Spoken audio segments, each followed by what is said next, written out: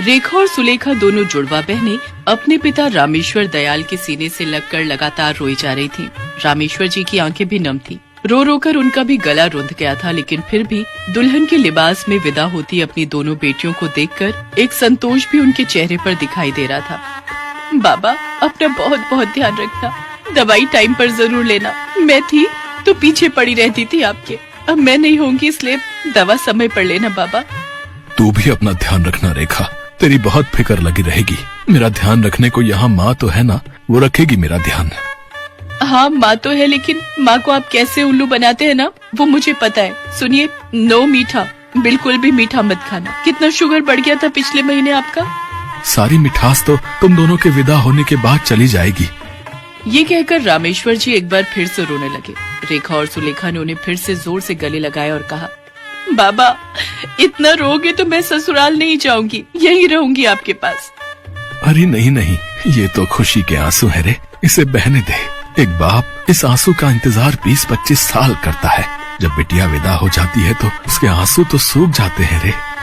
रामेश्वर जी की दोनों बेटियां विदाई के लिए तैयार थी। रेखा और सुलेखा एक साथ ही डोली में बैठ गई और अपने ससुराल की ओर रवाना हो गई। लेकिन जैसे ही उनकी डोली सड़क पर से गुजरने लगी तो सभी आंखें फाड़ फाड़ कर उनकी डोली की ओर देखने लगे। अरे, एक ही डोली में दो दो दुल्हने, ये क्या माजरा है भाई? क्या कहा? 2 दुल्हने एक ही डोली में? अरे हाँ, वो देखना। किसी को समझ नहीं आ रहा था कि आखिर एक ही डोली में 2 लड़कियां क्या कर रही हैं, लेकिन फिर लोगों को उड़ते उड़ते ये बात पता लगी कि दोनों जुड़वा बहनों ने एक ही लड़के अखिल से शादी की है और ये डोली उसके घर ही जा रही है। हाय, घोर कलयुग आ गया है भाई। ये तो एक ही लड़के से 2 बहनों ने शादी कर ली। अजीब बेशर्मी है ये तो। भला ऐसा कौन करता है? कुछ लोग इस घटना को आश्चर्य की तरह देख रहे थे तो कुछ लोग इसके मजे ले रहे थे। सही है भाई, है? उस लड़के ने सही किस्मत पाई है। 2 बीवियां, मतलब 5 उंगलियां घी में और सिर कढ़ाई में है। धीरे धीरे ये बात शहर में चारों ओर फैल गई। जिसे देखो वो इसी बात की चर्चा कर रहा था। न्यूज चैनलों और अखबारों में भी दोनों जुड़वा बहनों की शादी एक ही लड़के से होने की खबरें हेडलाइन में थी। जी हाँ, आपको शायद अपने कानों पर विश्वास नहीं होगा, लेकिन ये सच है। गंगापुर की 2 जुड़वा बहनों ने एक ही लड़के से शादी की है और एक ही डोली में बैठकर वो अपने ससुराल पहुंची हैं। लेकिन ये बात कई लोगों को हजम नहीं हुई। उन्होंने इसका विरोध भी शुरू कर दिया। जैसे ही ये खबर फैली, प्रशासन भी हरकत में आ गया। ये कैसे हो सकता है? ये तो गैर कानूनी है। भला एक ही लड़के से 2 लड़कियां कैसे शादी कर सकती हैं? साहब, थाने के बाहर कई लोग इसी बात का विरोध जताने के लिए इस शादी के खिलाफ नारे लगा रहे हैं। पुलिस थाने के बाहर कई लोग हाथों में तख्तियां लेकर जोर जोर से नारे लगा रहे थे। समाज में अश्लीलता फैलाना बंद करो, कानून का मजाक उड़ाना बंद करो, बंद करो, उस लड़के को गिरफ्तार करो, गिरफ्तार करो। प्रशासन पर पब्लिक का बहुत दबाव आ गया था। इंस्पेक्टर विकास अपने हवलदार के साथ अखिल के घर की ओर उसे गिरफ्तार करने निकल पड़े। कुछ देर बाद इंस्पेक्टर विकास अखिल के घर पर थे। उन्होंने दरवाजा खटखटाया। भाई, यहाँ पर अखिल कौन है? सर, मैं हूँ। अच्छा, तो वो तू है जिससे 2 लड़कियों ने शादी की है। तुझे पता है ये गैर कानूनी है? सर, किसी की अंतिम इच्छा पूरी करना गैर कानूनी कैसे हो सकता है? अबे 2 लड़कियों के साथ शादी करके तू किसकी अंतिम इच्छा पूरी कर रहा है? तू तो रंगरलिया मना रहा है, वो भी खुलेआम। ये कहकर इंस्पेक्टर विकास ने अपने हवलदार को उसे गिरफ्तार करने का ऑर्डर दिया। तभी सुलेखा अंदर कमरे से भागती हुई आई। अखिल, अखिल जल्दी चलो, रेखा को फिर से खून की उल्टियां हो रही हैं। वो बार बार तुम्हें ही पुकार रही है। सर प्लीज, आपको मुझे गिरफ्तार करना है, ठीक है, आप कर लीजिएगा मुझे गिरफ्तार, लेकिन अभी मुझे मेरा फर्ज निभाने दे, एक पति का फर्ज। इंस्पेक्टर विकास को समझ नहीं आ रहा था कि आखिर अखिल उससे क्या कह रहा है और वो कौन से फर्ज को निभाने की बात कर रहा है। फिर भी उसने उससे कुछ नहीं कहा और हवलदार के साथ वहीं खड़ा रहा। अखिल जब कमरे के अंदर गया, जमीन पर खून ही खून फैला हुआ था। अखिल, अखिल, लगता है अब मेरा समय आ गया है। मुझे गले से लगा लो ना। और तू सुलेखा, तू भी आना मेरे पास, इस तरह दूर तो मत रह। अब कैसी तबीयत है पार्वती इन दोनों की? दोनों का बुखार अब उतर गया है, लेकिन खांसी दोनों को है। ये दोनों भी ना परेशान कर देती हैं हमें। एक को कुछ हुआ तो दूसरे को बीमार होना ही है, और एक खिलखिलाती है तो दूसरी भी हंस पड़ती है। दोनों बहनें साथ खेलती। अगर एक को चोट लगती तो दूसरे को भी दर्द शुरू हो जाता। बहुत ही सच्चा प्यार था उन दोनों में। एक दूसरे के बिना तो वो एक पल भी नहीं रह सकते थे। पार्वती, ये दोनों जिस तरह से एक दूसरे के बिना नहीं रह सकती, शादी के बाद क्या होगा इनका? बाबा, हम दोनों एक ही घर में और एक ही लड़के से शादी कर लेंगे। ठीक है, कर लेना। समय अपनी गति से बीतता रहा। रेखा और सुलेखा दोनों अब कॉलेज में थे और यहीं रेखा की मुलाकात अखिल से हुई और पहली ही नजर में दोनों को प्यार हो गया। अखिल, तुम्हारे बिना जिंदगी जैसे जल बिन मछली। आई लव यू रेखा।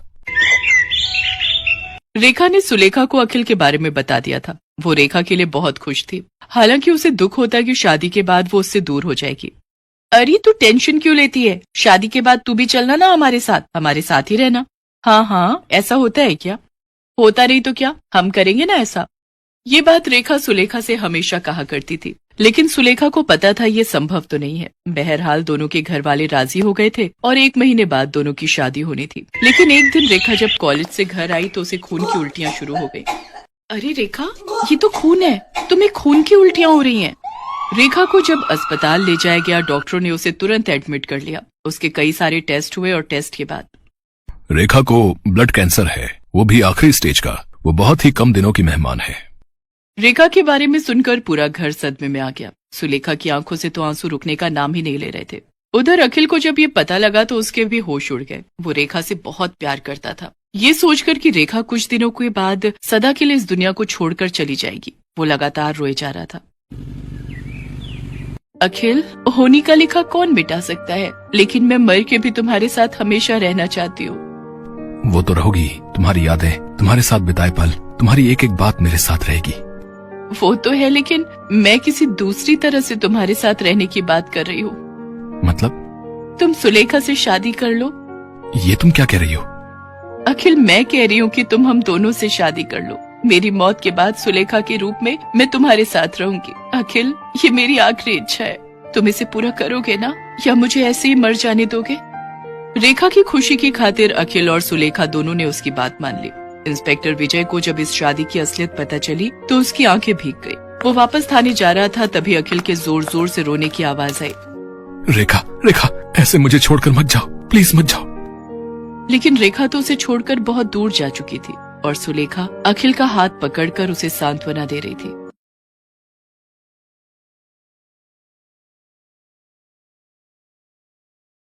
सेठ दुर्गादास और उनकी धर्मपत्नी आशा देवी का रामनगर में एक सभ्य परिवार था। दुर्गादास ने अपनी मेहनत से खूब धन दौलत कमाया था, पर दुर्गादास को एक दुख था कि उसके इकलौते बेटे मोहन को शराब और जुए की बुरी लत थी। वो रोजाना शराब पीकर बेसुध होकर देर रात घर लौटता था। मोहन की रोजाना शराब और जुए की लत ने सेठ दुर्गादास की चिंता बढ़ा दी थी। हर समय दुर्गादास और आशा मोहन को लेकर परेशान रहने लगे। एक दिन दुर्गादास ने आशा से कहा, आशा, मैं सोच रहा हूँ मोहन की शराब और जुए की लत बढ़ती जा रही है। मैंने किशोर भाई साहब से बात की हुई है। उन्होंने एक लड़की बताई है, बहुत ही अच्छे घराने की सुशील लड़की है। मैं सोच रहा हूँ मोहन की शादी कर देते हैं। शायद बहू के आने से मोहन थोड़ा सुधर जाए। ये तो आप ठीक ही रहे हो। किशोर भाई साहब से बात करके हम रिश्ता पक्का कर देते हैं। सेठ दुर्गादास अपने मित्र किशोर से बात करके लड़की के घर वालों से बात करता है। उसी शाम मोहन जब घर आता है, सेठ दुर्गादास उसे कहता है, मोहन, अब मैंने तुम्हारे लिए लड़की पसंद की है।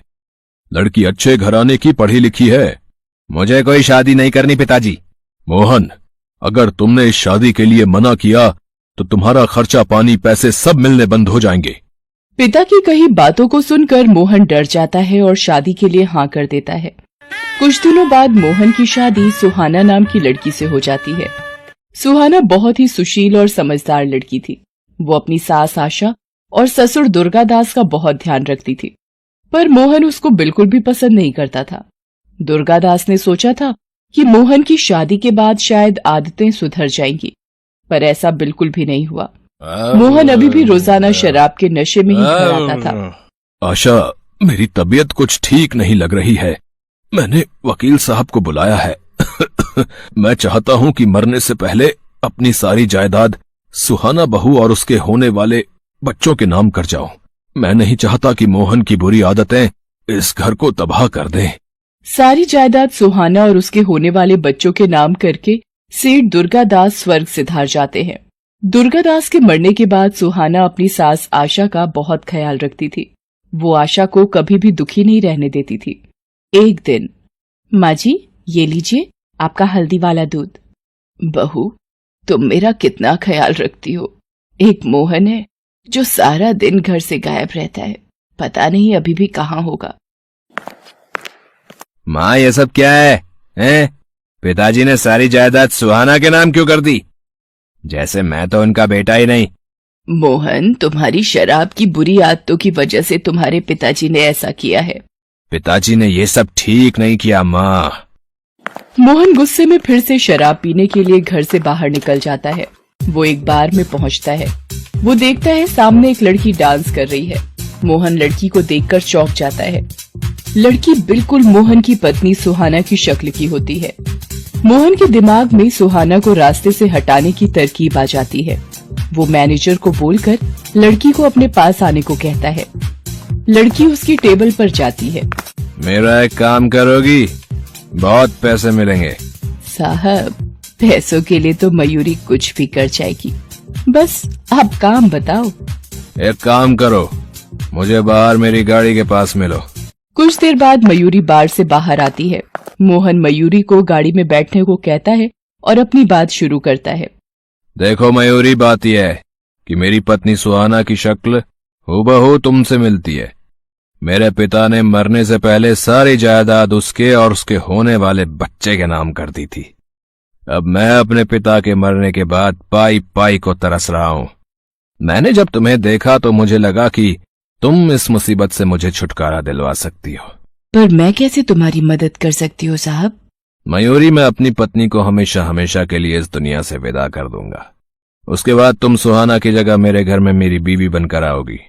तुम्हें देखकर माँ भी नहीं पहचान पाएगी कि असली बीवी तुम नहीं हो। मैं तुम्हें 1-2 दिन में लेने आऊंगा, फिर हमारा खेल शुरू होगा। तुम जायदाद के कागजात पर नकली साइन करके सारी जायदाद मेरे नाम कर दोगी। मैं तुम्हें तुम्हारे हिस्से के पैसे दे दूंगा। उसके बाद तुम अपने रास्ते और मैं अपने रास्ते। मोहन मयूरी से बात करके घर चला जाता है। उसे पता था कि उसे आगे क्या करना है। सुहाना, ये देखो गोवा की टिकट। तुम पिताजी के जाने के बाद कब से घर की जिम्मेदारियों को पूरा करने में लगी हो। मैंने सोचा हम हनीमून पर भी नहीं गए, तो अब हो आते हैं। तुम पैकिंग कर लो, कल की टिकट है। पर माँ जी को अकेला छोड़कर हम कैसे जा सकते हैं? बहू, मुझे पता है तुम मेरा बहुत ख्याल रखती हो, पर मोहन का भी तो तुम्हारे लिए कुछ फर्ज बनता है, और ये तुम्हें घुमाने ले जा रहा है तो मुझे बड़ी खुशी होगी। तुम दोनों हमेशा खुश रहो मेरे बच्चों। मोहन सुहाना को गोवा ले जाता है और एक जहाज किराए पर लेता है और मौका देखकर। सुहाना, देखो वो मछली कितनी सुंदर है। कहाँ? मुझे तो दिखाई नहीं दे रही। अरे थोड़ा नीचे देखो। मोहन बचाओ, मैं डूब जाऊंगी। मोहन सुहाना को समुद्र में धक्का दे देता है। सुहाना बचाओ बचाओ चिल्लाती रहती है, पर वो उसकी आवाज को अनसुना करके चला जाता है और गोवा से सीधा वापस रामनगर आ जाता है और मयूरी के घर जाता है। अब तुम्हारे नाटक का वक्त आ गया है, मेरे साथ चलो। मोहन मयूरी को सुहाना बनाकर घर पहुंचता है। सुहाना बिना आशा के पैर छुए मोहन के साथ कमरे में चली जाती है। आशा को अजीब लगता है, पर दोनों को एक साथ खुश देखकर वो कुछ नहीं बोलती। एक दिन, ये आजकल सुहाना बहू को क्या हो गया है? जब से गोवा से आई है कुछ पतली पतली सी है। न पूजा पाठ करती है, न चाय नाश्ता बनाती है, हमेशा अपने कमरे में ही रहती है। एक बार पूछ कर आती हूँ, शायद तबीयत ठीक ना हो। सुहाना बहू, आजकल बड़ी देर तक सोती हो, तबीयत तो ठीक है तुम्हारी? ए बुढ़िया, मेरी नींद खराब मत कर, मैं बिल्कुल ठीक हूँ। और जल्दी उठो या देर तक सो। तेरे बाप का क्या जाता है, यहाँ से जा और मुझे सोने दे। आशा कमरे से रोती हुई बाहर आ जाती है। उसे यकीन नहीं होता कि सुहाना इतनी कैसे बदल गई। मोहन कई बार मयूरी को जायदाद के कागजात पर नकली साइन करने की बात कह रहा था, पर वो बार बार टाल देती थी। एक दिन, मयूरी, मैं कितने दिनों से तुम्हें बोल रहा हूँ कागजात पर साइन कर दो, पर तुम इतने दिनों से टाल रही हो। अगर तुमने ज्यादा समझदारी दिखाई या कोई हेरा फेरी की तो याद रखना, मैं तुम्हें इस घर में सुहाना बनाकर ला सकता हूँ तो निकाल भी सकता हूँ। अरे डार्लिंग पतिदेव, वो अभी मैं नकली साइन की प्रैक्टिस कर रही हूँ, जैसे ही सीख जाऊंगी कर दूंगी। मोहन गुस्से में वहाँ से चला जाता है। मयूरी के बॉयफ्रेंड सतीश का फोन आ जाता है। अरे मेरी जान मयूरी, कहाँ हो आजकल? बाहर में भी नहीं दिखती। बस समझ लो एक मुर्गा फंसाया है जिसे हलाल करना बाकी है बस। मयूरी सतीश को सारी बात बताती है और शराब पीने के लिए घर आने को कहती है। कुछ ही देर में सतीश अपने कुछ दोस्तों के साथ मोहन के घर आ जाता है। मयूरी सतीश और उसके दोस्तों के साथ शराब और सिगरेट का नशा करने लगती है। इतनी देर में आशा आ जाती है और वो मयूरी से कहती है, सुहाना बहू, ये सब क्या चल रहा है और ये लोग कौन है? तुम इन गुंडे लोगों के साथ बैठकर शराब और सिगरेट पी रही हो? तुम्हें शर्म नहीं आती? इस घर की बहू होकर तुम ये हरकत कर रही हो। आने दो मोहन को जरा। ए बुढ़िया, तू क्या बताएगी अपने बेटे को? वो खुद ही गलत है। और मेरे दोस्तों को तूने गुंडा बोला, तुझे तो मैं अभी बताती हूँ। मयूरी, तुमने मेरी माँ पर हाथ उठाया, मैं तुम्हें जिंदा नहीं छोड़ूंगा। निकल जा मेरे घर से। तुम्हारा घर? एक सेकंड, तुम्हें शायद कोई गलत फहमी हो रही है मिस्टर मोहन। ये घर तो कब का मेरे नाम हो चुका है, यानी कि सुहाना के नाम। निकलोगे तो अब तुम दोनों माँ बेटे। इन्हें जिंदा मत छोड़ो मयूरी, इन दोनों माँ बेटों को जान से मारना ही ठीक रहेगा। जिंदा रहकर ये हमारे लिए खतरा बन सकते हैं। मैं इन लोगों के साथ जाकर दोनों माँ बेटों को खाई से नीचे फेंक देता हूँ। इनकी लाश को पुलिस के कुत्ते भी नहीं ढूंढ पाएंगे। हाँ, ये ठीक रहेगा। इन दोनों को मारना ही सही है। मोहन, ये सब क्या है? ये मयूरी है तो मेरी बहू सुहाना कहाँ है? मेरी बहू सुहाना कहाँ चली गई? तुम्हारी बहू सुहाना को तो तुम्हारा बेटा कब का जान से मार कर आ चुका है। गोवा में इसने उसे समुद्र में फेंक दिया था। मोहन, तुझे बेटा कहने में मुझे शर्म आती है कि मैंने तुझे अपनी कोख से जन्म दिया। तू मेरा बेटा कहलाने लायक नहीं है। आशा रोने लगती है। सतीश और उसके साथी आशा और मोहन को पकड़कर ले जाने लगते हैं। तभी पुलिस आ जाती है। गिरफ्तार कर लो इन लोगों को। सुहाना जी, आपको डरने की कोई जरूरत नहीं है। हमने इस नकली बीवी को पकड़ लिया है। सुहाना, मेरी बहू, तुम जिंदा हो। ईश्वर का लाख लाख शुक्र है। माँ जी, कुछ मछुआरों ने मेरी जान बचाई और मैं जैसे तैसे यहाँ पहुंची। पर मैंने जब मयूरी को मेरी जगह यहाँ देखा तो मैं सीधा पुलिस के पास मदद के लिए गई और इन्हें सारी बात बताई। मोहन जी, आपको भी हमारे साथ पुलिस स्टेशन चलना होगा। नहीं इंस्पेक्टर साहब, जहाज पर मेरा पैर खुद फिसल गया था। इसमें मोहन की कोई गलती नहीं है। आपने मेरी इतनी मदद की, आप इन लोगों को ले जा सकते हैं। पुलिस मयूरी और सतीश को गिरफ्तार कर लेती है। आशा मोहन से कहती है, देखा मोहन, आज अगर सुहाना तुम्हारी मदद न करती तो सब कुछ बर्बाद हो जाता। हमारी जान भी चली जाती और तुमने इसे जान से मारना चाहा। सुहाना, मुझे माफ कर दो। मैं अपनी बुरी आदतों के नशे में सही और गलत का फर्क भूल गया था। नहीं नहीं, आप मुझसे माफी मत मांगिए। जो होना था हो गया। आप दुखी मत होइए, मैं आपसे बिल्कुल भी नाराज नहीं हूँ। सुहाना की अच्छाइयों ने उसे जिंदा रखा और उसने अपने परिवार को भी बचा लिया। उस दिन से मोहन भी सुधर जाता है और काम पर जाने लगता है। ये देखकर आशा बहुत खुश होती है और सुहाना को गले से लगा लेती है।